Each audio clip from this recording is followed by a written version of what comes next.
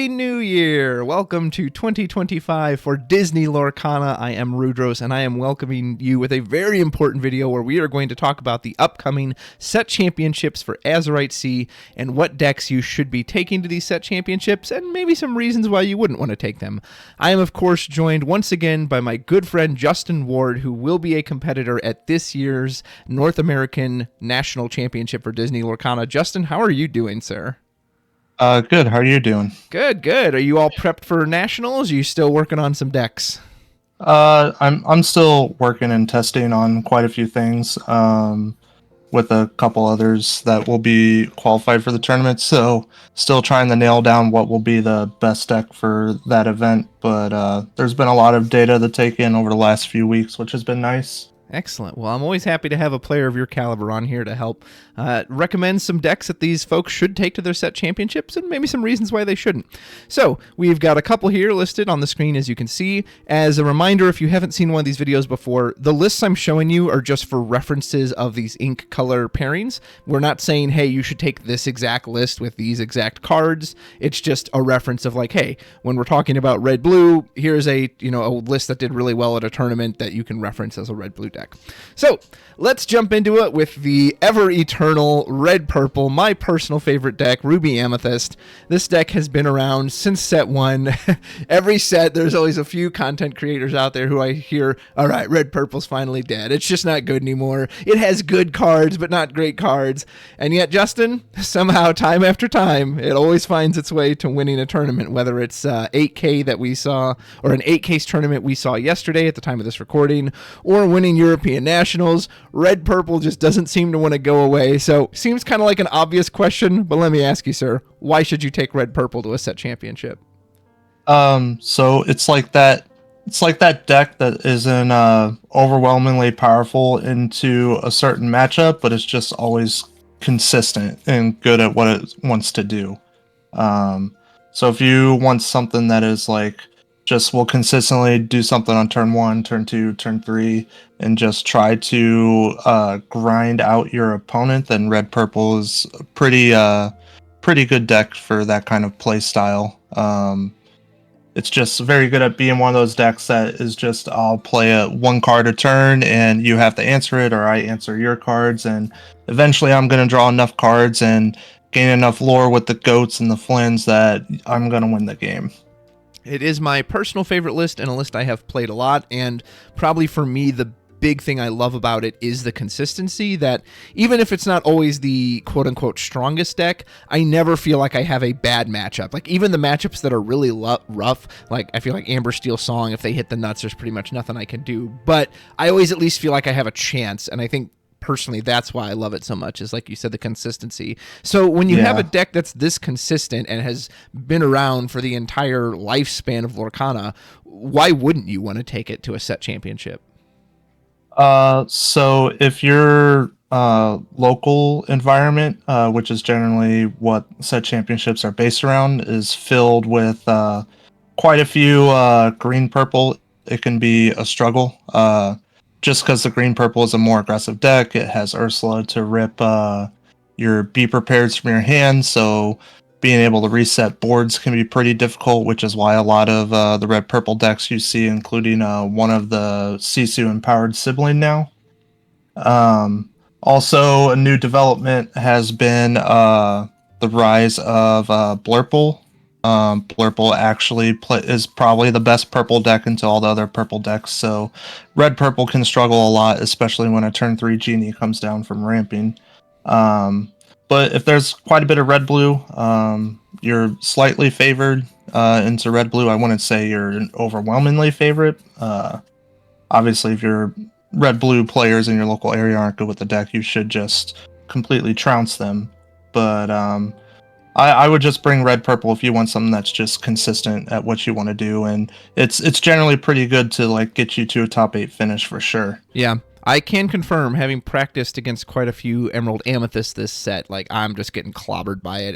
It's so quick. The go-go just it like punishes you now for challenging. You don't really have any way to heal your characters other than bouncing, so that matchup is rough. There is one thing I want to ask you about this list in particular, in that what happened to the Queen's Castle? You know, as you've said, purple kind of tends to have some of the best locations in the game in both the Queen's Castle and the library, and we've seen those cards get cut from so many of these lists. Are they actually bad cards now, or is it just a meta call that people just think they're weak? Like, why do you think all these decks have dropped the locations? Because I still really love those cards. So I want to say that Queen's Castle is particularly a bad card.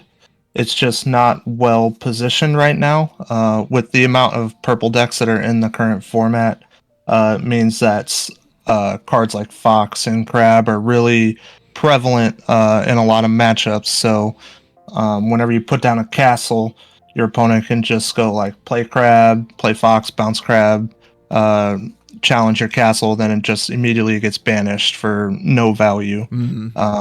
You can make an argument that you're like, hey, I'd rather them get rid of my location than my characters, but it's a negative tempo play, and unless you're expecting a lot of the purple decks to cut Crab and everyone to be more focused on red purple, it could be like good to drop after Be Prepareds and stuff. But generally, you don't want to be preparing in red purple mirrors first. So Yeah. No. it's a card that I'm not too fond of right now, but I wouldn't fault anyone for playing it. Card's really good against stuff like Steel Song, or if you play against like Green Steel, just because their bodies are usually generally smaller, so it's harder for them to deal with. Yeah. No, that's a good point. Like you've always said, hey, if we ever had a sideboard, it'd be a nice card to keep tucked in the sideboard potentially. Yeah, there's a lot of cards in the current or in the game that I think could be good sideboard cards. I really like the 2-drop inkable Lose the Way action, which is a purple card that exerts a chosen character, and you can discard a card to freeze it for a turn. I think that card could be a perfect sideboard card, but it's just not good enough to be in a main deck at the current moment. With our happy little broom fellow there. No, that's great. Well, Yeah. sir, appreciate your thoughts on red purple. Let's move to what was the runner-up at the European Championships. I think this is the deck list from it. This is green purple. This deck got a lot of buzz this set, and a lot of people saw it as a huge resurgence. If you look at the cards here too, it also has maybe the most amount of new cards from the set, whereas opposed to like some, red purple. That's kind of one of the funny things about it is maybe it gets one upgrade every set, and then the rest of the deck kind of stays the same. This one, let's see, what are we dealing with? With this particular list, didn't have as many bonsai. Go-Go is definitely going to be a big talking point. We also have the White Rose, another way to get some instant lore. Genie, of course, is kind of the quote-unquote terror of the meta. So Emerald Amethyst, why should you take this into a set championship? What made this deck come back into the meta as strongly as it did? So the big card that gave this deck a lot of push was obviously the Go-Go Tamago. It meant that, again, so red-blue generally wasn't an insanely poor matchup, but it also wasn't insanely good for you prior to Go-Go Tamago releasing. Now, because of the big butts that red blue has on board in the forms of like Tamatoa, Maui, the Maui shark, that is, Hiram, it allows you to throw 4, sometimes even 7 damage onto a character, and then you just go and gain instant lore. So that's very threatening.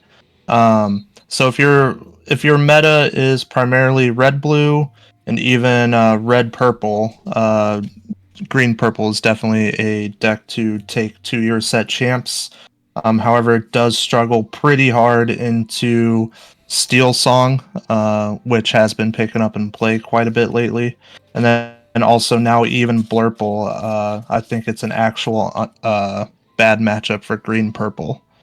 Interesting. Yeah, Steel has always been kind of the bane of this deck's existence. It seems that has continued. As we see, most of these new cards are pretty, none of them are like huge bodies or have any resistance to Steel.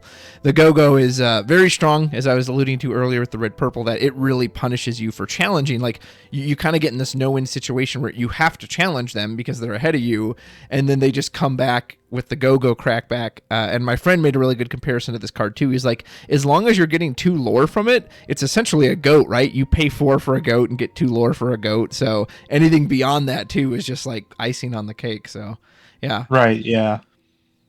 Yeah, very strong deck. I like the bell tech. We've seen a lot too. Do you think this is pretty much in here to deal with opposing genies?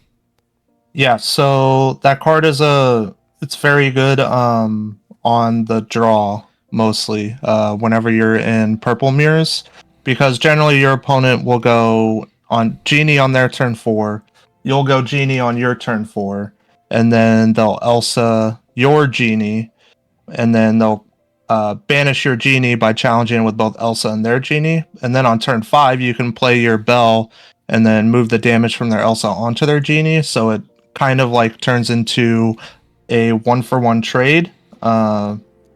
Whether you want to value that more for like the tempo and stuff, depends on what you want to do. But I personally like Bell. There's also a lot of times where you can move 3 damage from a character of yours over to like an Ariel in all the Amber Steel matchups, which can be really relevant.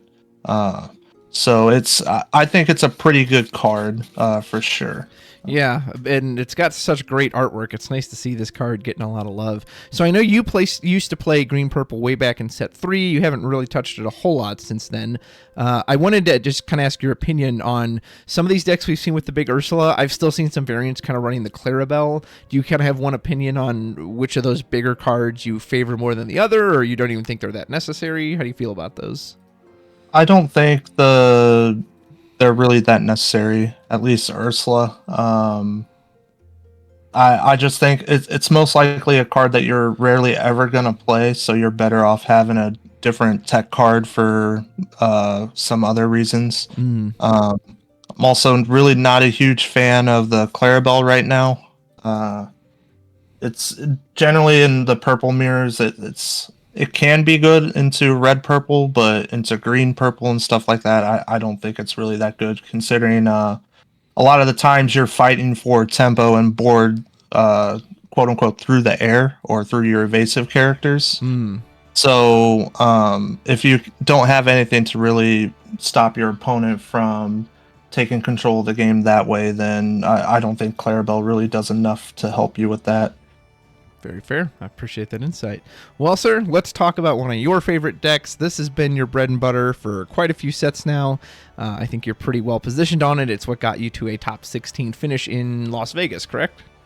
Yes, that is correct. Excellent. So this is Ruby Sapphire. Has always been the if there is a late game control deck, this is pretty much it, as it has the best removal. This particular variant, which we saw yesterday at the tournament, was running cards like a Pirate's Life, which is pretty good with the new Maui Shark. Not only can he sing it himself, he can get it back, and you just get this big lore swing. And we saw that really pay off in some of those matches yesterday where our opponent would have gotten to 20 lore, but the Pirate's Life just kind of kept him under control. Other than that, I'm trying to look at the other new cards. Looks like Maui Shark is the biggest one in this list. So you're a red-blue connoisseur. Tell me, why should you take this deck to a set championship?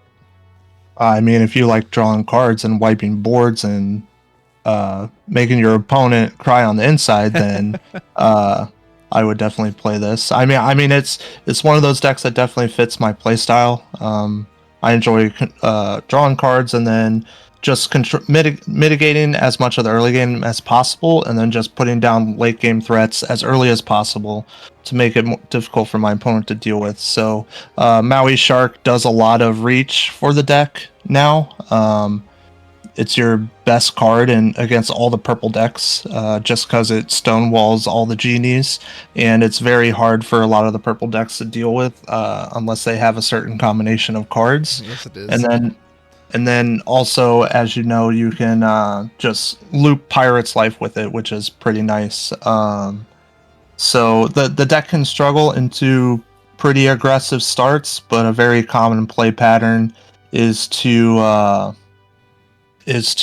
ramp on 2 with, like, say, Tipo or Sail, and then you use a Sail on turn 3 to double ink and play like a small Sisu, and then the following turn it just threatens a Shift Sisu. So it gives you a turn 4 board wipe option more consistently now because Sail is a card. Well, and I've noticed that too. It's funny that, aggressive aggro or hyper aggro is supposed to be the downfall of this deck, but with the way the deck can ramp, like you said, I've seen the board wipes come out so early that you're thinking, well, no, actually, you can't outrace it anyway because it just gets to its late game power so much. This deck is always a pain in my butt because I have to play it against you and some others that are locals who play it all the time. This particular version does not have the Lucky Dime, and I know that's something you have experimented with as well. Is it just because you can get so much extra lore off the Shark or the Pirate's Life, or are you still on the Dime? I know you've kind of gone back and forth. How do you view that card that used to be such a staple for the deck? So Lucky Dime is still a good card for the deck. The issue with it is that in a lot of matchups, there's never really a time for you to deploy the Lucky Dime. So that's why you see cards like Maui Shark seeing more play now, because it kind of does that replacement of what Lucky Dime would do for you in certain matchups. But obviously it's just not an insta win button, with Tamatoa like Lucky Dime is. Yeah. But there's a lot of times against the purple matchups where you just never have the opportunity to put it on board unless you've completely stabilized, which at that point, like the Lucky Dime really isn't needed, and it's just a inkable brick a lot of the times. I think it's obviously still really good against decks like Red, Purple, and the Mirror. But it just depends on what you're trying to accomplish with your deck. I mean, obviously, the Pirate's Life gives you the reach that the Lucky Dime would do as well. So it's not like you've made your deck worse by taking it out, but you're not particularly making it better by keeping it in. All right, so we know how strong this deck can be. You kind of mentioned hyper-aggression earlier. Is that the main reason you wouldn't want to take this to a set championship, or is there some other deck that you're worried about? What are the downsides of taking red-blue? So the downside is obviously like hyper aggression, like you mentioned, but there are ways that you can mitigate that. Like I mentioned earlier, you can set up a double ramp in order to shift CCU on turn 4. So it takes a lot of navigating and efficiently using your cards in the early turns in order to make sure you just don't completely get curb stomped against those decks. I don't think I would necessarily say there's really a deck in the format that doesn't want me to bring red blue. People can make an argument for the Diggy Diggy Hole deck, but outside of their most absurd openings, I don't think that's really a favorable matchup for that deck. Obviously, if everyone in your local area just plays the yellow purple hyper aggressive deck, then you may not want to bring it, but then like you can easily just bring any steel deck and just wipe the floor with them. So yeah, very good. Well, we'll see if Justin ends up taking this to North American Nationals. He's not telling us yet, but we'll find out there. So this one you kind of thought was maybe one of the hidden secrets of the metagame. Good old Amethyst Sapphire, perhaps more affectionately referred to as Blurple. This has been a list that's been around for a while, and I think has always been fun for people. We've never really seen it have super high success at any of the challenges or any of the, like the European Championship, but you definitely thought this is actually one of the strongest, if not the strongest variants of Purple right now. So if you're going to a set championship, why would you want to take Blurple? So I think Blurple is the best purple deck into all the other purple decks, just because of the fact that you have access to the ramp package, which means that whenever you ramp on turn 2 with like a Tipo or a Sail, you can put out another 1-drop along with the Sail to still have that aggression on the board, but it also means that you have a turn 4 Genie, which a lot of the purple decks... Right? Or yeah, turn 3 Genie, sorry, I'm thinking of Ink.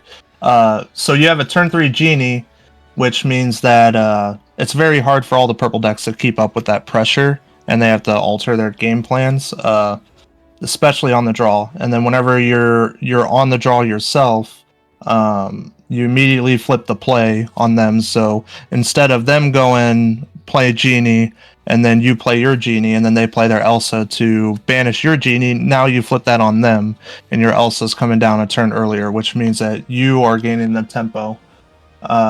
So I was actually pretty high on this deck. Kind of disappointed that it seems to have blown its load 2 weeks early before Continentals, but that's just how formats progress. So yeah, can't really be too upset about it. But yeah, so I think it's a pretty solid deck. Obviously, you're kind of a dog into traditional Steel Song. So we saw this particular version. This got run by a fellow named Jack Morales, who you know, and he did really well in this tournament. I think he was undefeated until he got to the semifinals, where he ran into Ruby Sapphire, if I'm not mistaken. I think it might have been this exact list. And then he kind of got bowled over in that. So why wouldn't you want to take this list? Is Ruby Sapphire a bad matchup? Is there something else that it's kind of lacking? What are the downsides of a Blurple deck? So I wouldn't say that Ruby Sapphire is. I wouldn't say it's necessarily a bad matchup, but it's not a good matchup into red blue. It's just one of those matchups where it's like, oh well, if I just go wide and they wipe my board and I don't have follow up, like I kind of lose. You really want to take advantage of trying to go over the top of red blue, which kind of seems crazy. But cards like Donald Duck Can you explain that? So just for people who don't know what that term means, what does going over the top of it mean? So going over the top means that you're trying to go over what your opponent is doing. So even though that's what the game plan of ramp is. Like, you're trying to put threats to the board multiple turns early, which makes your opponent have to answer them in inefficient ways.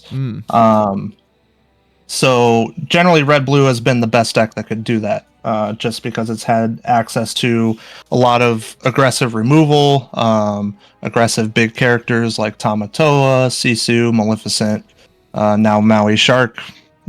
With a lot of the red-blue decks, cutting Medusa, Donald becomes really good because you're keeping up with the pace of how they're ramping, but you're also establishing a body on board that quests for 2. That's not easily answerable unless they have like Ice Block, Shift, Sisu. But then cards like Hades and Elsa will lock down those Tamatoas and Maui Sharks in order to help you keep them from finishing the game once you get to the end game. Which is really important, which is why you see 3 of each of those in this deck list. I make an argument that on stream, in his top 4 match, Jack really didn't approach the matchup correctly, which is why he lost, and Joey had knowledge of how to play against Blurple, which is why you saw him navigate a way that he did. So it's just all depending on whether you know if you can navigate the matchup efficiently, if that makes sense. Gotcha. There's a lot of nuances to it, which I could go into, but that would probably be like a whole different video. So fair enough. So check out that stream on Southside Gaming's Twitch if you haven't. It's a fun tournament to watch. Pretty good production values too. You did mention Steel Song, that you thought this had a pretty rough matchup into that deck. Is that true? Yes. So traditional Steel Song, you're an absolute dog. It's very hard to keep stuff on board to answer the singers efficiently, which is why you may want to consider cards like the 1-drop Cogsworth in order to give a character rush. So that way, if they clear your board, then you can at least combo it with something like a goat or whatnot to take out their aerials or Gastons. But all the removal packages in traditional Steel Song, as well as Wheel, really keeps you off your game, and it's very difficult. However, if you have a bunch of people playing the Diggy Diggy Hole variant that DeCandio popularized, I think that you're very favored in that matchup just because you have cards like Crab and Fox in order to stabilize the board easily. And then obviously you have, once you get to late games, you have Elsa's to tap stuff down, you have Hades to constantly answer things, so you're actually pretty favorable in that matchup, and Crab does a lot of work too to answer daisies. Nice. Yeah, I actually want to jump back to red blue really quick because I didn't even notice this till you said it. Yeah, there's no Madame Medusa in this deck, and that card has been kind of the terror for red removal for quite a long time. Do you think, is it just a slots thing, or is it that something about this card has become a little less favorable? So it's a consequence of the way that the format has progressed. a lot of people view the format as being too fast for Medusa, so putting a 4/4 on board to only answer one thing isn't really the greatest. Whereas you could put down like a shark in those purple matchups and it completely freezes the board because you're threatening the grab back stuff like Pirate's Life, How Far I'll Go, Brawls, Visions, Be Prepared. So, but Medusa is really good still for like the mirror matches for red blue.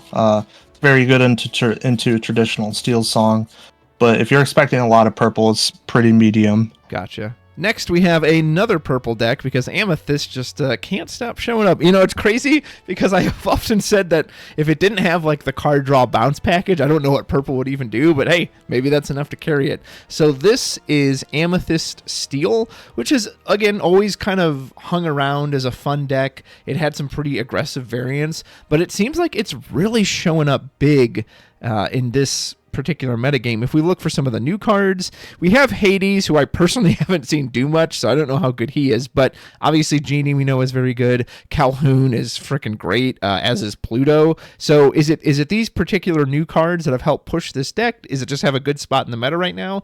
Why should you take Amethyst Steel to a set championship? So obviously the deck that has pushed it into meta relevance is, like every other purple deck, Genie, because that card is just very good. It's very similar to what Mini used to be back in the set 2 days for the red-purple mirrors. But Purple Steel has become a product of the success of what green-purple is. And then it also can play very well into Steel Song because you have Pete in the removal package, as well as you still have the purple cards like Madam and Fox in order to answer the singers pretty efficiently. But yeah, so if you have a lot of green purple in your format or in your meta, I think that Purple Steel is a very relevant choice to bring. Just because Fire the Cannons and early removal, it's pretty good, and you can generally be the better deck because it's hard for them to keep characters on the board. And then also, Along Came Zeus cleanly answers a Resolve Genie on your opponent's side of the field. So that's always pretty good because you can also like sing it with stuff like Pluto, Goat, Rabbit himself, if you play it, and then Genie himself, yeah. And even the 5-drop Elsa and Belle. So I just think that Purple Steel is very solid. It's also pretty good into Steel Song because you can continually recycle Pete's to stun your opponent, and it becomes very difficult for them to really regain tempo and push tempo to a point where that you can't catch up.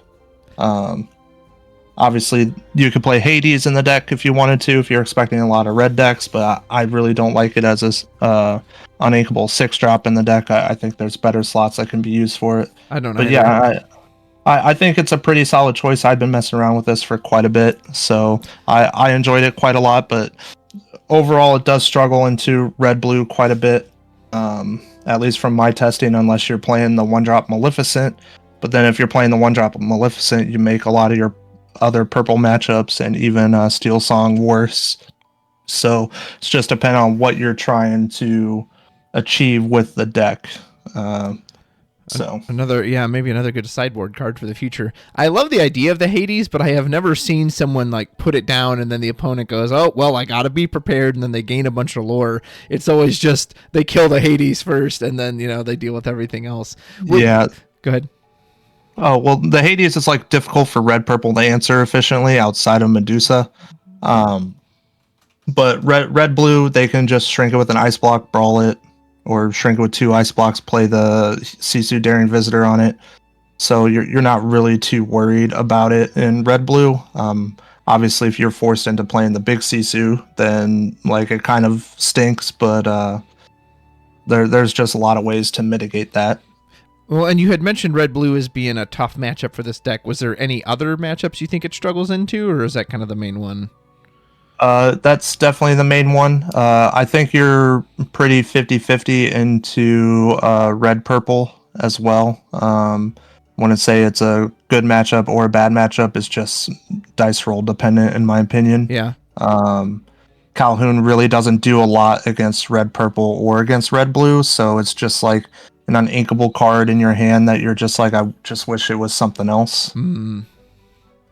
So the Calhoun's just there to take advantage of the other purple decks, like green purple can take advantage of Steel Song pretty decently as well.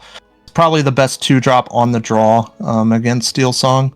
Whereas like on the play, you really want to be putting Smees down. Calhoun's just there to stabilize board states and keep your opponent from turning sideways whenever you're trying to regain tempo. Gotcha. One thing I do like about this deck is I do appreciate how low to the ground it is. I mean, if you were to cut the Hades, your most expensive card is a 5 cost, so I do appreciate how low it is. And I'm glad you mentioned the peat point too, that, you know, when I'm playing against an amber steel deck or just a steel without purple, I always kind of count the peats in my head. Okay, they've used 3 peats. They've maybe got one more, maybe they already inked one, so they can't stop my Be Prepareds. But when you can recycle the peats, as you said, it's kind of always that threat of, oh my gosh, they could just prevent my Be Prep every turn if they really want to. Yeah, exactly. Stun locking your Steel Song opponent with Peats over and over every turn is pretty good. One thing I don't like about this particular list is the lack of snakes. I think it's pretty important. I understand people don't want to like bounce their 1-drops back, but I don't view snake as a turn 2 play anymore. It's more of a play that you do on like turn 6 and onward in order to like reset important cards like Elsa's, Pete's, all that kind of stuff. So I think snake is pretty important for the purple steel deck. And I'd make an argument it's very important for the blurple deck, so you can reset Hades and Elsa's pretty efficiently too. Yeah. There is a big difference in the late game, paying 2 for the bounce versus paying 3. You definitely notice it when your ink gets tight. So yeah, and then obviously you always want the goat bounce goat to close out games once you're at 10 ink. So no, that's huge. No, that's awesome. So let's move on to kind of our last list, except we have 2 variants. So if you look at these 2 lists, they seem to share a lot of similar cards, but you have made the point that there is traditional Steel Song, which is this one currently on the screen, and then this is, I think he calls it the Diggy Diggy Hole deck. You mentioned it earlier. This is Decandio's. It's the same ink color, a lot of similar cards, but also 2 very different decks. So let's start with this one, the Diggy Hole version. Why isn't this traditional Steel Song? What makes it good? Why should you take this to a set championship? So what makes this good is that it's pretty low to the ground, can take advantage of slow starts from both red blue and red purple. I also think it's very favorable into the into the traditional Steel Song deck. Sure, you can make an argument that they can just use their removal to banish your creatures, but you're going low to the ground. Daisy is very difficult to deal with no matter what you do, unless you have like a Zeus or a strength and like 4 or 5 characters on board.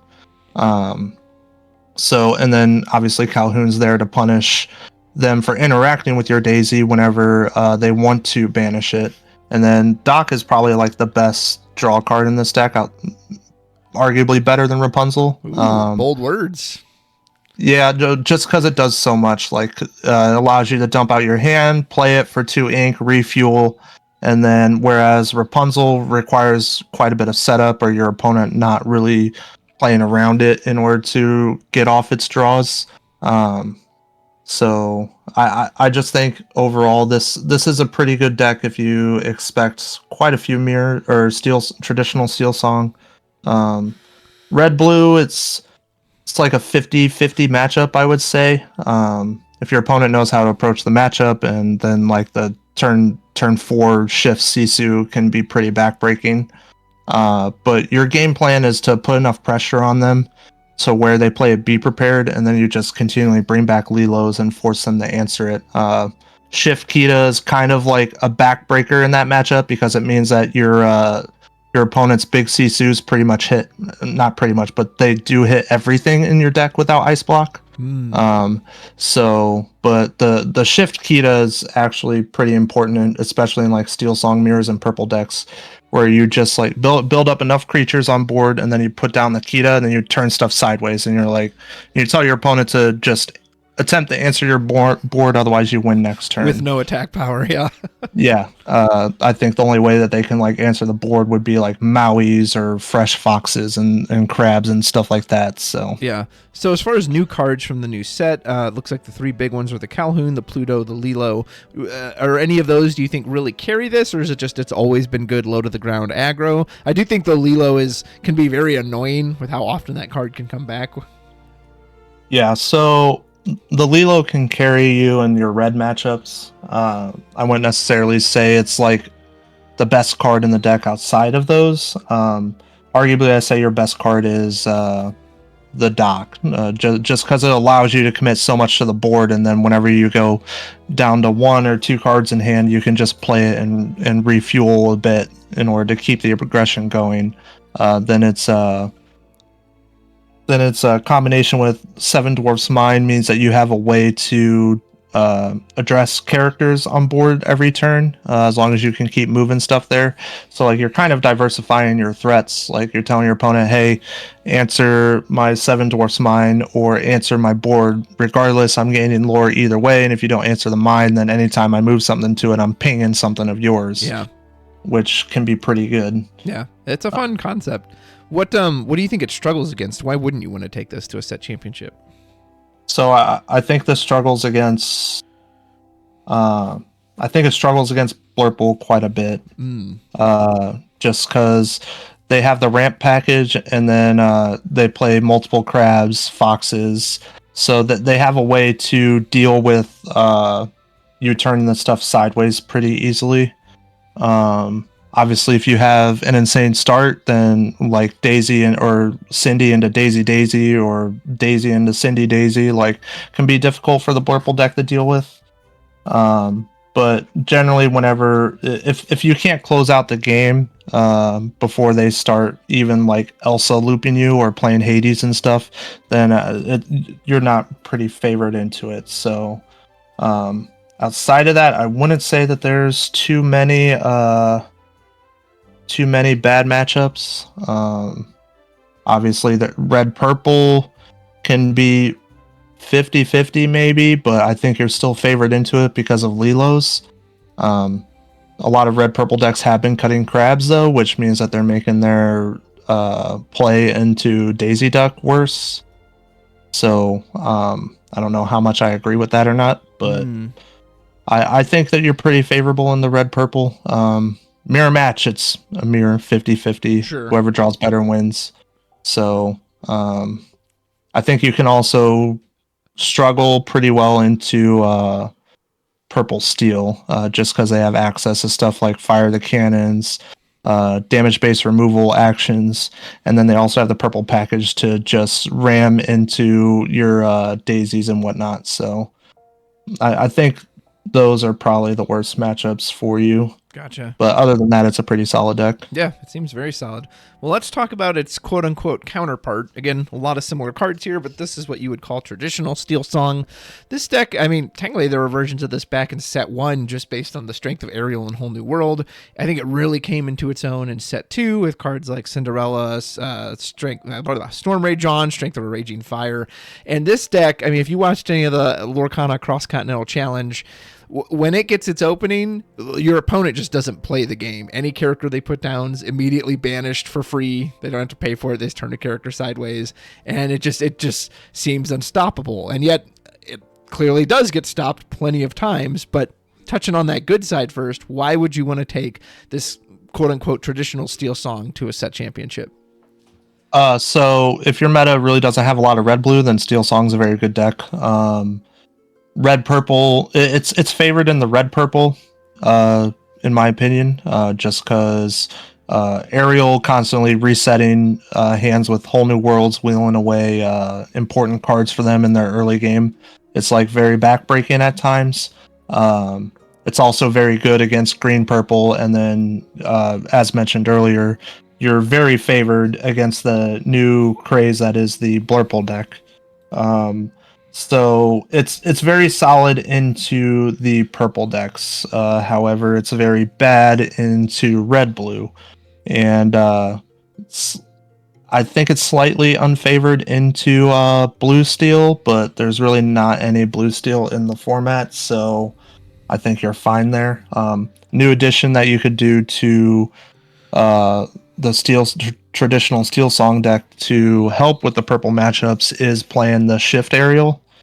That card just turns every one of the songs you play into deal 3 damage, which you can combo it with like a storm or a strength to finish off a genie, which can be very difficult to banish on its own unless you have a long game Zeus.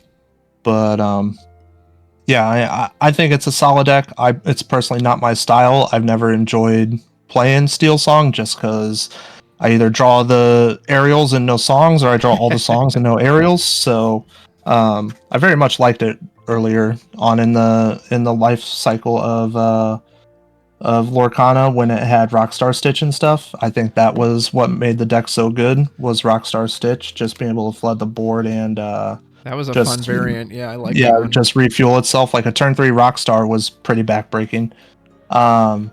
But it's obviously not good anymore, just because the game has progressed to a point where there's a lot more action-based removal to deal with it. So, but yeah, Steel Song's solid deck. It's very good deck, but obviously I like red blues, so I just enjoy crushing on Steel Song. Yeah, no, that's a really good breakdown of it. And yeah, red blue it does struggle into, especially because the Peeth can't stop the Sisu, so it can come down and wipe out a good chunk of the board. Yeah, as you can see in this deck list here, like a single ice block Sisu can just like completely banish your whole entire board, potentially. So outside of like the Cinderella, but then they have like dragons and whatnot to answer those Cinderellas. So Resist 2 doesn't mean anything when it's just blown off the board outright. yeah, resist is like the worst keyword mechanic against the red decks, so it's very good against all the other steel decks, but against red, you're just like, man, I wish you had any other keyword on you. Yeah, so I don't have a list pulled up for it, but just because you kind of mentioned it, I'll see if I can't find a version. You had mentioned blue steel. It's not a deck we're officially recommending on here, but it was a deck that was quite popular in the past. What kind of happened to it? Did something come out that made it worse? Yeah. See, I can't, or like, tell me about blue steel. So the card that made it worse was the new purple hotness, which is Genie. I think the tag name is Wish Fulfilled or something. I can't remember. Yeah, Wish Fulfilled. Yep, that's the one. Yeah. So that card is very difficult for you to deal with. A lot of blue steel's success was damage-based removal, and when you don't have a long game Zeus, you are never answering it efficiently. So, like, the only way you can is going like Tinkerbell, and then next turn shift another Tinkerbell and sing a Grab Your Sword, which that required 3 cards in order to clear 1. So the 4 health on it matters a lot for the blue steel deck. It also doesn't help that blue steel is still like the younger brother of what red blue is. Yeah. And then yeah, I think against every purple deck, like blue steel is just not playable. I remember at the start of, I think it was last format, I was playing blue steel against you on your blue sapphire, your red blue, and like Flaversham is funny because he's so easy to deal with in red because you just brawl him, and in steel, like Zeus doesn't even deal with him. I'm just like, how do I answer this card on turn 3 because you've ramped to it? Like, yeah, no, you're never answering a resolved Hiram on curve ever in blue steel, so that can be unless they're playing like the 2-drop one. But that one's not that good. So yeah, there's just not a lot of favorable matchups. A lot of blue steel success revolved around the success of green steel, which now, like with Genie against blue steel, green steel isn't that great.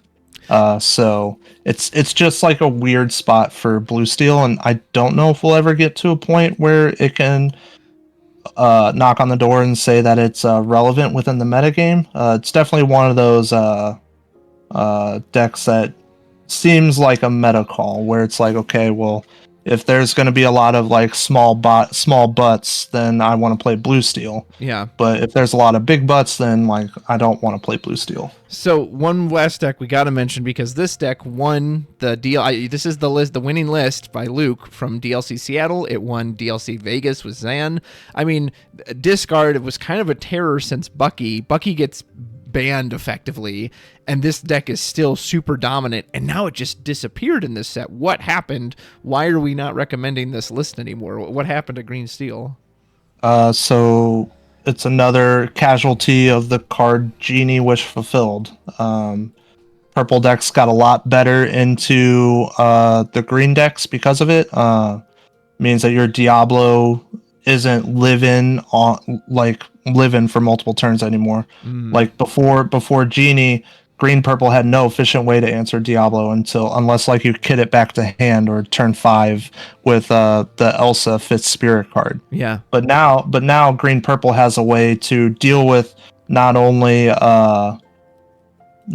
with on turn 3 with kit, but also on turn 4 now with Genie. So you can't reliably turn a Diablo sideways, and then because they can just go kit turn 3 and then you replay a Diablo, and then if they play a Genie on turn 4, it's like, oh, I turn the sideways, draw one more card, but then it's gone. Wow. So it's it also doesn't help that the format has progressed to a faster play pattern. So a lot of the things you did with the old green steel deck was you took a lot of setup to like set up Prince John, Diablos, and Ursulas in order to take advantage of the discard package. But so if you're not addressing your opponent's board within the first couple turns, unless you're red blue, it can be pretty backbreaking for you. There's probably a variant of green steel out there that revolves around playing more docks and dwarf mine and playing a more aggressive approach, but it's just inferior to all the purple decks at the moment. Gotcha. Wow, crazy how fast the Lorcana metagame can change. Well, folks, those are our recommendations and not recommendations for decks you can take to your set championship. I want to give a big shout out to Justin. Thank you so much for jumping on here, sir, and giving us your insight. It is very greatly appreciated. Oh, you're welcome, and thank you for having me again. Oh, you bet. Good luck at Nationals. I know I and most of the St. Louis group will be rooting for you. Can't wait to see how you perform. Can't wait to see which deck you take. Folks, let us know if you take any of these decks. If there's one we didn't mention that you're like, no, this is the secret spice, everybody's sleeping on it, let me know in the comments below. Good luck at your set championships, and enjoy your new year, 2025. We'll see how Lorcana does this year, and a lot of great places to go. Until next time, take care.